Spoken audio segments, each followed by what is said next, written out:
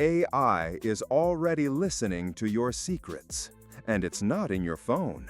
It's being tested in clinics to decide if you get mental health care. Here's the truth.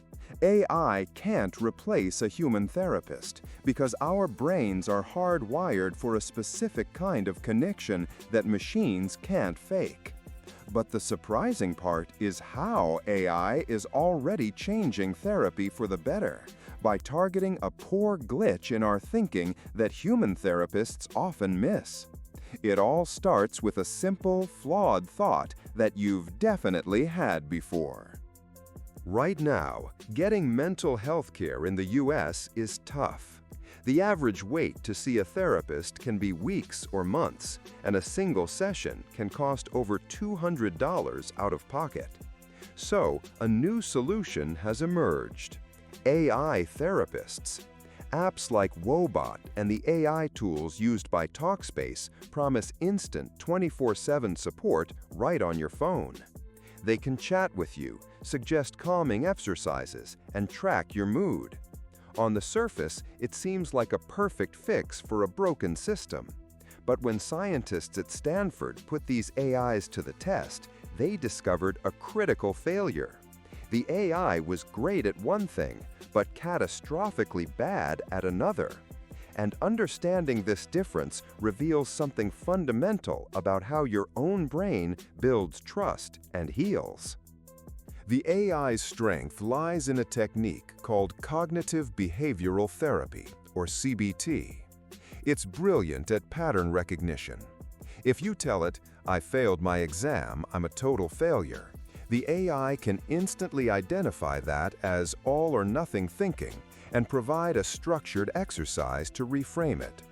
This is the what of therapy, the textbook techniques.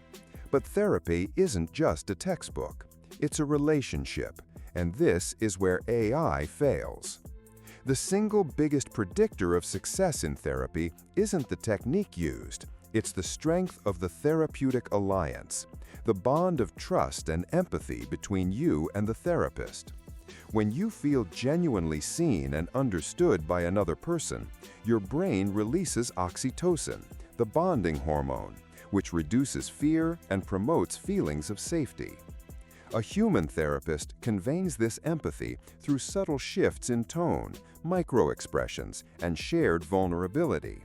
Your brain's mirror neuron system activates, allowing you to feel their support. But an AI can only simulate empathy. It can type, "I understand how difficult that must be," but your brain knows its code. It's the uncanny valley of empathy. You get the information, but not the warmth. And without that warmth, deep healing is almost impossible. So, if AI can't be the therapist, what's its role? This is where it gets really interesting. Instead of replacing the human, AI can become their most powerful tool. Imagine this. Between your therapy sessions, you use an app to log your moods and difficult thoughts.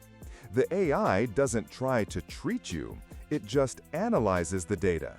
It finds the hidden patterns your conscious mind would miss. It creates a report for your human therapist that says, "We've detected a 70% spike in catastrophic thinking on weekday mornings, typically 30 minutes after you read work emails." The AI becomes a lab test for your thoughts. It does the data crunching, freeing the human therapist to do what they do best: build the alliance, provide wisdom, and guide you through the complex work of healing.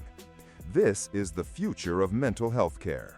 Not an AI therapist, but a cyborg therapist. A human augmented by the analytical power of a machine. And this principle is something you can use right now. By simply journaling your negative thoughts and labeling the distortion, like "that's catastrophizing," you're using a simple tool to do what the AI does. You're giving your prefrontal cortex, your brain's logical CEO, the data it needs to override the knee-jerk reactions of your amygdala, your brain's alarm system. So, if an AI could perfectly fake empathy, to the point your brain couldn't tell the difference, Would it still be fake? Let us know in the comments. Today, we decoded how AI, while unable to replicate the crucial human connection our brains need to heal, can act as a powerful diagnostic tool to pinpoint the hidden glitches in your thinking. If you want to keep learning the secrets of your own mind, subscribe to Decoded Mind and turn on notifications so you don't miss what's next. Coming up, we're exploring the strange neuroscience of gut feelings and reveal the one time you should absolutely never trust them. Now you know your own mind a little better. The Mind Decoded.